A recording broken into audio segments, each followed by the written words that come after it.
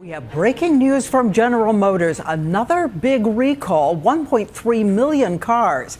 And this time from power steering suddenly cutting out right on the heels of that problem with the ignition and the airbags.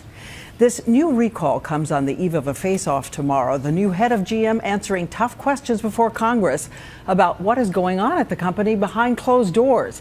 And ABC's chief business correspondent Rebecca Jarvis starts us off. It's the stunning revelation tonight, that new recall at General Motors. 1.3 million more cars recalled, this time for steering problems, coming just one day before America's largest automaker testifies before Congress about its handling of that other recall involving the ignition switch that took GM more than a decade to make and cost at least 13 people their lives. It's too late for our daughter and the other victims. But there's still people out there driving this vehicle who should not be driving it. GM has now recalled 2.6 million cars because their ignition switches could turn off unexpectedly, shutting down the car's power and safety systems, including the airbag.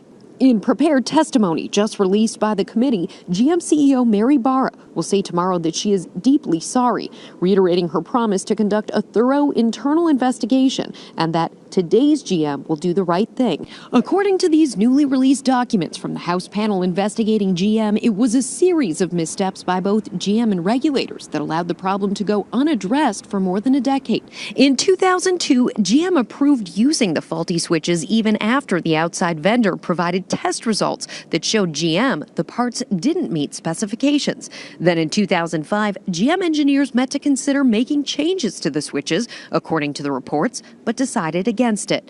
The House also finding that in 2007 and 2010, after reports the ignition problem disabled airbags, federal regulators still declined to open inquiries because they didn't think there was enough crash evidence to link to the ignition problem.